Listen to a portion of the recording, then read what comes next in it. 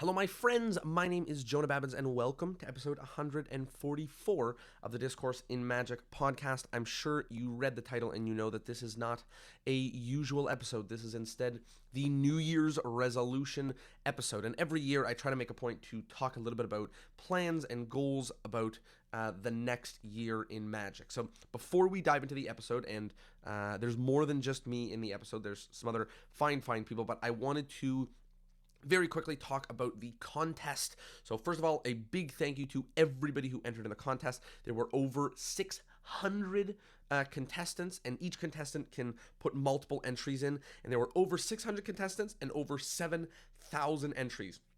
So thank you all so much, and particularly a big, huge shout out to the winner, Alex Bowden 52 on Instagram, AlexBowden 52 on Instagram, who is now the winner of 4 new Magic books, and go give him a follow. He looks like a really nice guy, and I'm going to call him actually later today on Skype, and we're going to chat a little bit. So a big thank you to Alex, and a big thank you to everyone who participated in the contest. And yeah, later this week there's going to be a special bonus episode, but for now I think you're really going to like this conversation about New Year's Magic resolutions with Jacque Swan, Chris Mayhew, and Ben Train, and myself. I hope you like it, and Happy New Year.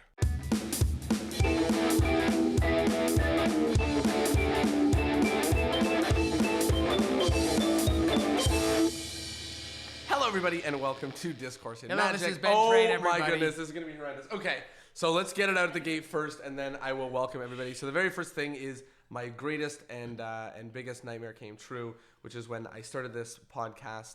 I realized it was really hard to talk about Magic on a podcast because if you search Magic on podcasts, all you get are podcasts about Magic the Gathering. And I was always like, I hate people that play Magic the Gathering, and tonight is 4 magicians basically sitting around and playing Magic the Gathering, and I decided to capitalize on us getting together to play this stupid card game that has nothing to do with card tricks, and talk a little bit about Magic and talk about New Year's, and I'm doing some different unique episodes that don't have guests, but I figured I would bring in some people that are the guests of my life. So I'm here with three lovely people. I'm here with Ben Train, my roommate, who you heard him earlier. Chris Mayhew, you heard him earlier. He was tapping the mic, and he's massaging a cat. And Jacque Swan, who's here on my left, and she is our editor. So what I wanted to talk about is one of the trends that we've always, Tyler and I, shout out to everyone, that we've always talked about every year is thinking about Magic resolutions. And specifically, all 3 of us are magicians, or 4 of us, sorry, are magicians. I was not counting myself. But all 4 of us are magicians who are growing and developing and trying to, let that be a part of what we do, and it plays a really big role. So I thought we would talk a little bit about New Year's Magic resolutions, and with that, look back a little bit on our Magic in 2018, because a lot of our Magic had to do with each other, and we spent a lot of time with each other. So I figure if anybody wants to start, or maybe I would start, and we'll talk a little bit about something good that happened with your Magic in 2018. Tell us your highlight, Jonah. What's your highlight from 2018? I would say the Magic highlight for 2018 for me that was very cool, that I think propagated the most through the year and had the biggest effect, was Newest Trick becoming a weekly show. I think that was a really big highlight. It upped the number of times I go on stage every month by a lot, which is really helpful. It allowed me to just try so much more this year than I was able to do last year, and it also helped us foster such a cool Magic community that I think I'm really proud of, and is growing because we're able to hang out once a week, and it just is a testament to how important community is, and how just being a part of that kind of thing so regularly helps yourself grow and your Magic and your community. So that was a really huge highlight in Magic for me. That's a great one. Yes. Thank you. Excellent choice. Ben? So one of my highlight for 2018, a lot of the Toronto Magic Company events I would consider highlights. I was very proud of the shows that we launched, but also very proud of watching the ways that they developed and changed over the course of the year. But if I had to pick one highlight, I would say my personal highlight was performing at the Chicago Magic Lounge, which it's opened fairly recently, within, I believe, the last year and a half. But it is one of the most beautiful venues I've ever seen, and it's Certainly one of the most beautiful venues I've ever performed in, and I was honored to be given the opportunity to perform and headline for a weekend, and wonderful experience. And if you ever have a chance either to perform or just to attend any of the shows, go do it, because it's a hell of an experience. So that was a big highlight. Shout out to Ryan Plunkett and the whole crew, Joey and Ben and everybody. Yeah, I love you such guys. a blast to go down there.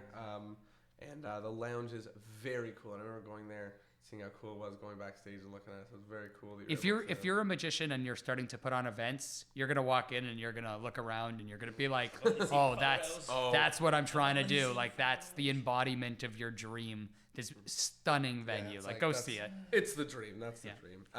Chris, what was a highlight for you in 2018? Something that was really good. Something that 2018. Oh man. To be honest, can I have two highlights? You can do whatever you want. There's no rules to podcast. Okay, so one big highlight was I got to be a consultant on the first TV show ever that I've ever done. It was a show called The Thrillusionists. Great name. Yeah, the name. Great name. The name is interesting. But no, it was a really fun show that I got to collaborate with this amazing crew and just learn this whole process that I really knew nothing about. And that was a really fun experience just to be part of that whole thing. And it's also, just to interject, but to share on that, is like, it's nice that you, you work now a lot in not only magic, but also like filming. And so you're able to advise, but also to take roles talking about like it's important talking about like a TV or video magic, like you're now having to deal with that stuff in practicality. And that was your love, right? You've merged your two loves, film and so it was magic. Great to see the two just married so well together, and just watching the whole thing unfold really kind of painted in my whole mind just how to actually execute a project and make it happen in that kind of way. And it was really incredible I learned from the two guys, Stu Stone and Adam Rodness. Shout out to them. They're two amazing guys. But just learning so much from them. They're awesome. So that was a really exciting thing this year. They can see that project, which, by the way, it's CBC.ca, CBC.com. Google CBC, and then click through from there. It's all on YouTube as well. And it's Thrillusionists on YouTube. Great show for young magicians, because it features young magicians doing magic, and it's geared towards them. There's great magic for any age, but it's a great thing for young people to watch. So what was the link again? The URL, can you tell us? Was it / No, it's, we will find a way to put it in the description. It'll be a link in the episode. So that was a really exciting thing. We'll get there in a second. Speaking of link in the episode, no, hold on. But you had a second one. There was a second one, real quick, and it's still magic related, but I've spent a long time trying to learn how to create a deck of cards. I didn't know how to do it at all. It was a process that I just had to learn from scratch. And this year, the fruits of my labors finally came to fruition, and I got to release a deck of cards of mine. So that was a really fun thing also. Those were the two big things. I love it, and I have Leon cards here, and that was also a big revolution. And again, like one of those cool things, like we were talking about Toronto Magic Company developments, but one of those developments that's just like cool to see people in our community doing stuff like that. I mean, like watching you just create a deck of cards and you have it. Like one of the things that I've always been obsessed with the podcast, with creating, is this idea that something you put it in your mind and then it just becomes reality. And you're like, wow, this was my idea. It's a like crazy 2 thing. years ago, or like a year ago. This was just in my mind. So and we all have the ability. That's what's so amazing about it. I love that. And speaking of, in the link in the description somewhere, Jackie, you've had a really massive year in magic, and you've helped us a lot, Toronto Magic Company, and performed at Newest Trick and done some other incredible stuff. So what was a big highlight for you in Magic 2018?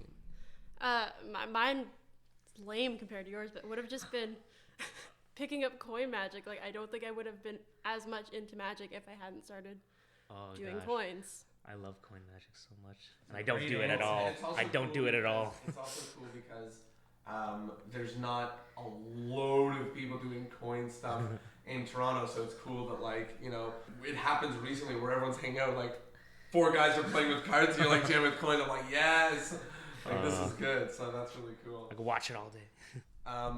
I love that. So, and I'm assuming more coin magic in the future. Are we going to see more coin magic? Okay, good.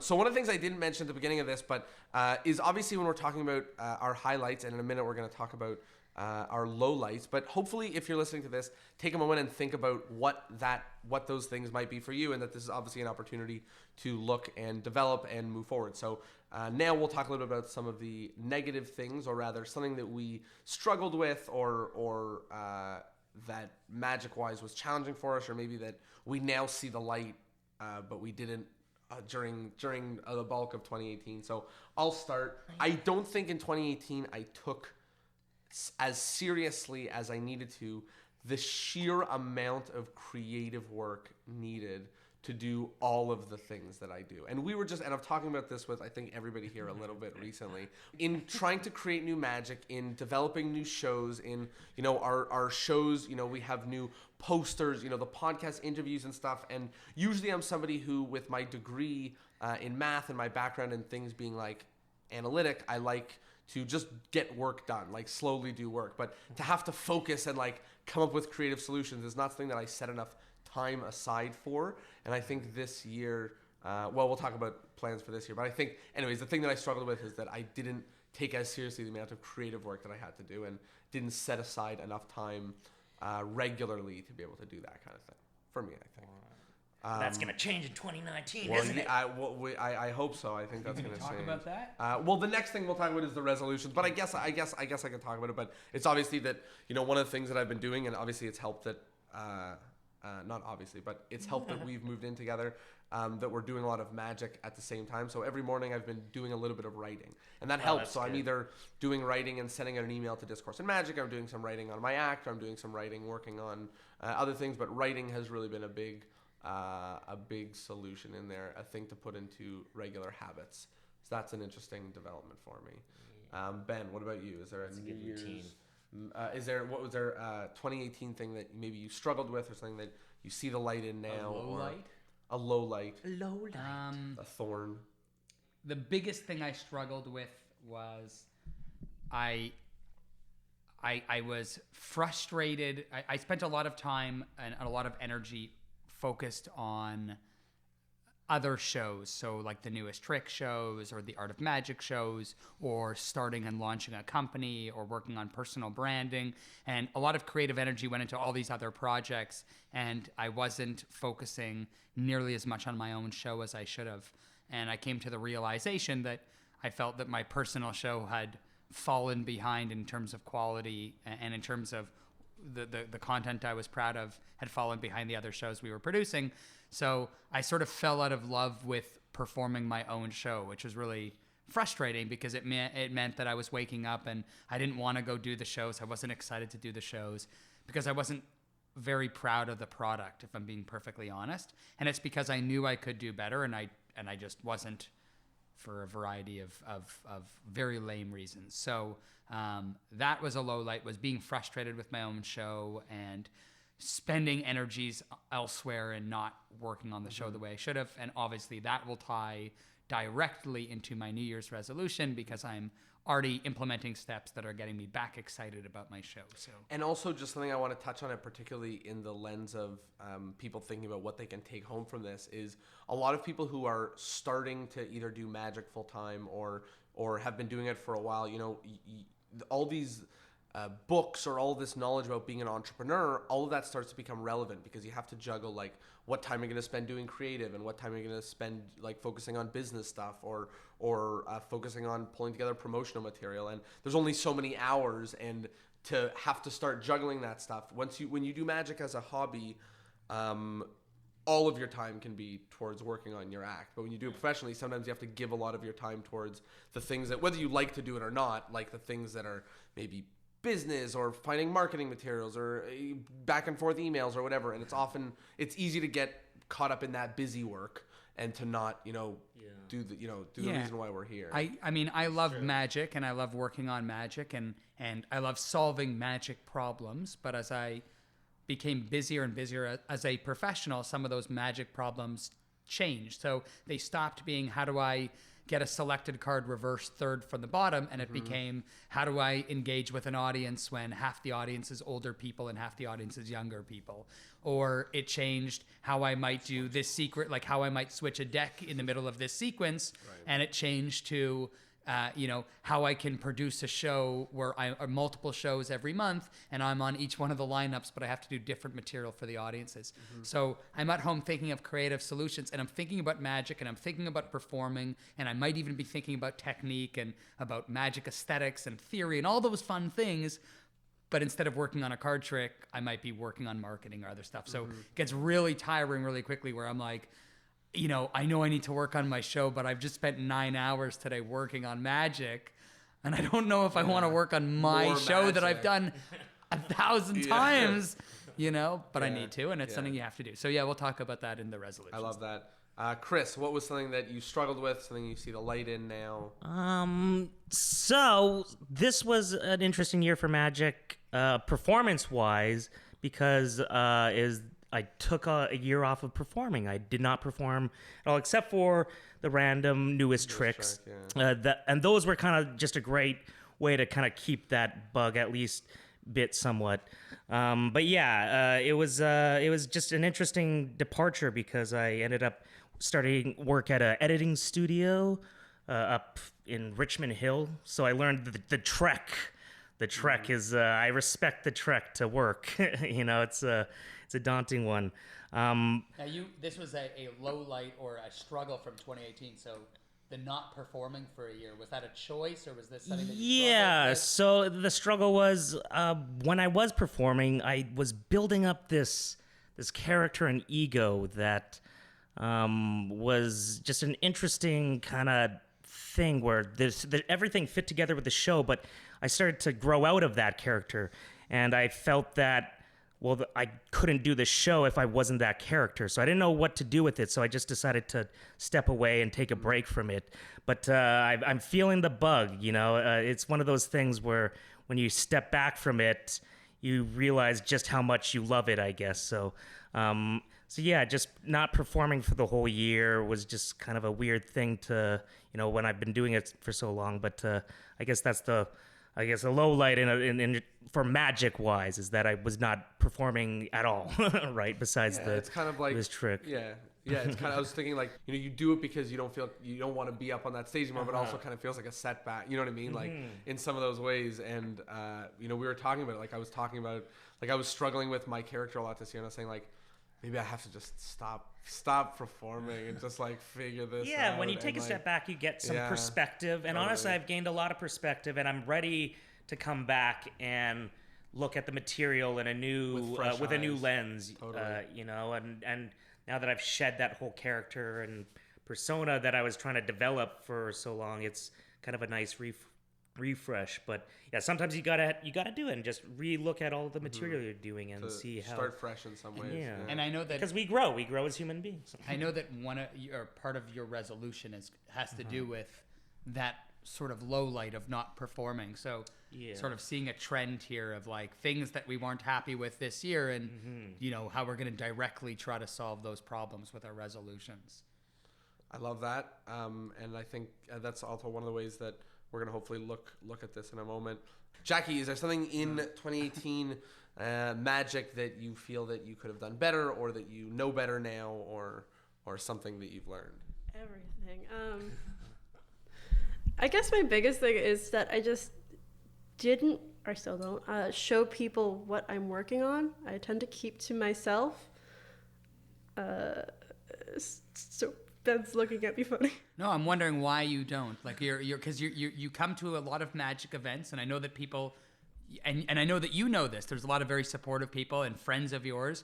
And people will say, so what's keeping you back? What do you think this year was keeping you back? It's more that I fall into my social anxiety tendencies, so I don't openly share things with people. I get that. Until it's like, I'm confident with doing it, and by that point in time, anything that needs to be fixed has been kind of ingrained, so I have to go back and break that habit. So. Yeah, it's hard, and like it's something that a lot of us struggle with, like where you work on. Oh yeah, thank you.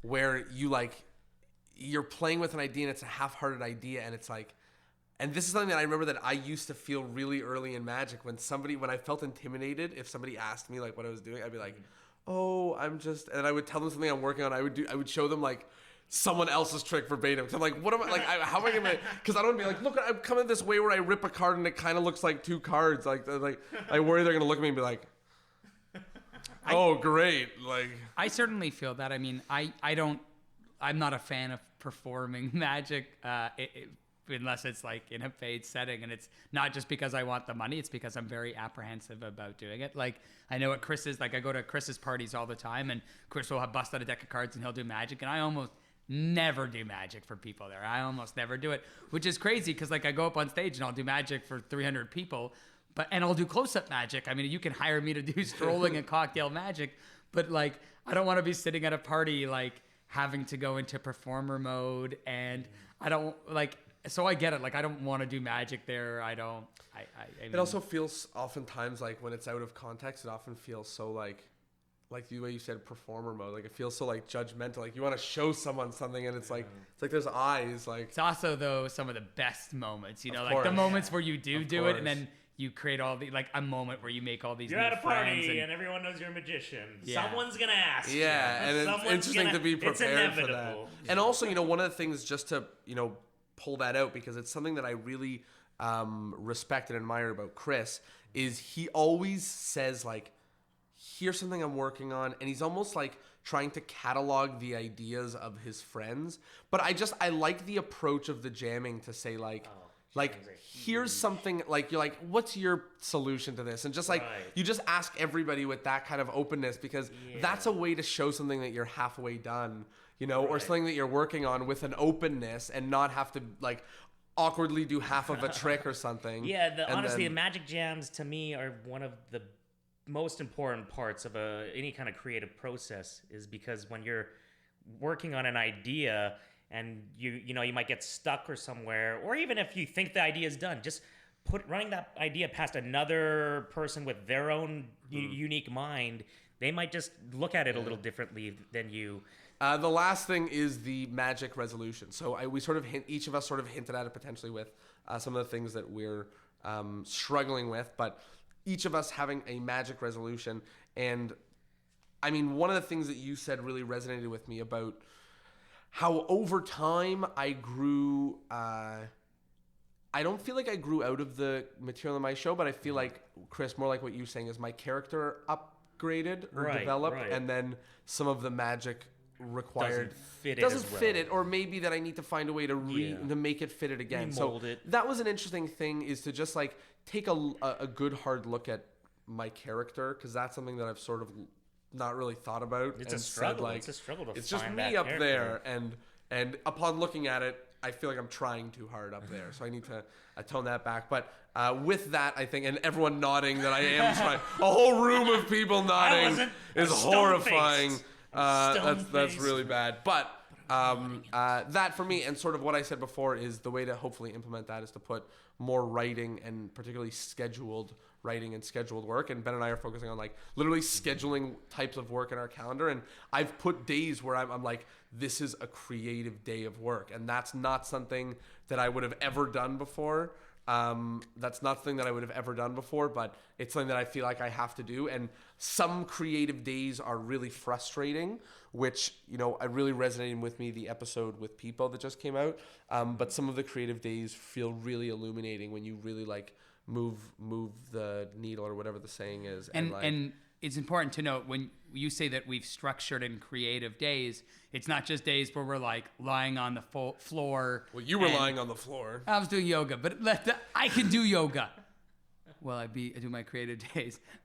No, so these the creative days, when you're talking about having creative days, it's not just like goofing around talking. We're talking about structured days now, where we sit down and we're working on specific routines that we've done some thinking on, but we've experienced problems with, that we're then talking it out. We're exploring them from different angles. We're running through possibly research. We're going through books to take from ideas, but also just talking out ideas and going through mind maps and things. So, And on top of that, we have creative days, but we also have review and rehearsal days, which is a new thing to put into this calendar. It was funny, we're like scheduling days, and Ben's like, how about a rehearsal day? And I'm like, yeah. Obviously, like, because we talk out our ideas, so and we ridiculous. perform them a lot for people, but we often rehearse them on our own. And it occurred to us that we're now living together as two magicians. We have the footage from our shows that we can review, so we can watch what our footage looks like. We can see in real time what the problems are. Often, like as Jonah mentioned, you can see like he's over-exaggerating certain things. I'm talking too quick on stage. And then we see it in real time, and then we can rehearse our routines in front of each other with those changes having been implemented. So last year, my goal was to sort of write more original creative magic, so rely less on like commercially available stuff and actually write my own goddamn magic. But I didn't do a lot of it. Like I came up with ideas and I sort of half-heartedly tried them on Newest Trick shows, but I didn't really put them into my show. I didn't really make those changes, which I mentioned. My show sort of fell behind in creative output. So this year my goal is to actually implement these changes. So like Just do it. yeah, less talky and more doey. Nice. Yeah, To put it eloquently. Chris, what is your magic New Year's resolution? Magic New Year's resolution. Hiccups. Pretty easy one. I'm going to start performing again. So, bam, there we go. That's That was huge. one That was sentence And resolution. and we're very excited to see even more of you on Art of Magic stages, on Toronto Magic Company stages. What's your magic New Year's resolution? Something you're hoping to work on in 2019? Mine's kind of figuring out who I am. I had someone recently tell me that on stage you can be a character because it doesn't really matter, but when you're doing close-up magic, it has to be you or else it's just not going to be authentic. So that's something that I really have to start thinking about and considering. I think with that, one of the things that Ben and I keep talking about is sometimes we're doing close-up magic and it's like, because we do a lot more stage magic, sometimes it's like, what am I doing? Or also it's like, sometimes it's been a while since you've maybe reevaluated some of your magic and also some of the character. What are you guys? I don't know what he's doing. I'm trying This is ridiculous. I don't know how this is even. You guys are horrendous. This is why I record episodes alone, you guys. So I don't need you. I think we accomplished a lot. Oh my Lord. Okay. Ow! So anyways, with that, hopefully the people at home can, oh my gosh, the levels from your scream. Okay. Hopefully He pinched me. hopefully the people at home took some of our either struggles or successes and can take it to look for what you're trying to do in you're putting it on your face too. You guys are ridiculous. What you're trying Put to it on do your face. Join the club. at the end. I'll put it on my face at the They end. don't even know what it is. The last thing before we go is a word of wisdom. So maybe something that you want to tell the world, either something recent that has popped into your head, or maybe something that you learned over the course of 2018, either as a human or as magic, but a word of wisdom. So as usual, let's start with Ben. Go ahead. So my word of wisdom for 2019 is actually a mantra that I started saying to myself before my shows in 2018, which is that I don't have to be here, I get to be here. And so it was very important to me because sometimes I'd be going to do a show and I was telling myself like, it's a cold, rainy day and I don't want to go, or it's an audience that I don't think I'm going to connect with, or I'm feeling a little under the weather. And then I would think to myself like, hold on, like, if I really, really, really didn't want to do the show, I could cancel and I could pass it to another magician, or I didn't have to accept the gig in the first place. But the reason that I'm there is that I wanted that show. I wanted to put myself in a position where I could put together a magic show and charge money and make a living doing something I loved. So my mantra, my word of wisdom is you don't have to be there, you get to be there. And I think that's as true with anything you do in life as it is with your magic show. Totally, you get out what you put in. Chris, your word of wisdom to tell the world. A word of wisdom for going into 2019. Going into 2019.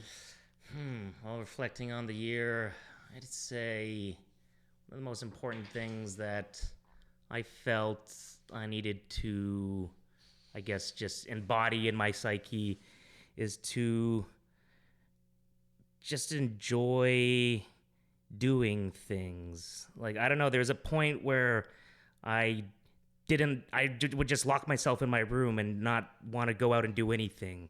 And I found that just doing anything besides that could be enjoyable if you kind of know, I guess, what the opposite is. So yeah, just going out and enjoying whatever, whether it's grocery shopping or cooking or cleaning or working on a project or just being with your loved one, just enjoy that moment because, there's cooking, you could have a negative mindset. Like there's like, oh, I gotta cook my food, right? Oh, I gotta go. It's kind of basically what you're saying, it's a more specific version of I get to do this, but you could not just do that for magic, you could do it for life where you get to do all these awesome things. That's awesome. And I love that. And I think, again, just to talk a little bit about it in the lens of magic is as, when we're talking about either being entrepreneurs or being magicians or whatever, one of the things that keeps coming to mind is this idea that like I like being a magician as a whole, but maybe I don't like each individual task that entails. But if you change your mindset, instead of being like I like this part of it but not this part, but instead you're like I get to do this all, right? So I get to do this and I get to do this, and even if I don't like it in the sense that maybe it comes natural to me, like not as fun I as like it, like I don't know, game. seems like I'm doing it and it's cool, so I like it. So that's pretty cool. I love that change of mindset. Jackie, what about for you? A word of wisdom. Word of wisdom. I guess my word of wisdom is don't be afraid to show people your stuff because Ben Train isn't that mean. Well, I am, but most people aren't Ben Train. As mean as Ben Train. Yeah, just remember, most people aren't Ben Train. Yeah, word of wisdom. That's great. that is actually a word of wisdom. Show people your Very stuff. true. It's very true. I think about it all the time. I need to start speaking more and sharing my mind more often. No! Shut up! You speak enough. I My lord. That's me yelling no. show my stuff. I'm I getting gotta worried share about my Ben. thoughts That's with what your levels everyone. used to look like. Yeah. I'm starting my own blog. Anyway, oh no. A vlog? Discourse on margin. No. Discourse in Magic Best Highlights is my. Oh my the name god! of mine. You just cut out. You just clip out the best versions of. Anyways, my little word of wisdom for people and a little way to say goodbye is one of the mantras of the podcast. The secret to our creativity in magic, and this has been sort of something behind Discourse on Magic for a very long time. But the secrets behind growth in magic doesn't come from reading books or watching videos or listening to podcasts or whatever. It comes from actually doing the thing and writing the thing, and it's so easy to forget that because reading a book or watching a video, it feels like you're gaining so much ground and it feels like you're moving so much forward. But once you've made a decision for yourself that you want to do something more than exactly what's written in the book, then it all of a sudden becomes clear that most of your time needs to be spent elsewhere, not necessarily reading the thing. So it's kind of like the curse where you learn enough and you finally learn so much that you realize that you have to stop with this learning stuff and you have to focus on the doing. So I think that's a little word of wisdom, that if you find yourself stuck at one of those, you're stuck with your doing, switch to more learning. And if you find yourself stuck with the learning, switch to more doing. And I think you'll gain some headway. And with that, thank you guys so much for being a part of this little New Year's magic kumbaya. Thank you for having us. Oh my lord! And now you can go back to do whatever weird stuff, weird boys. And I'll see y'all next Thursday.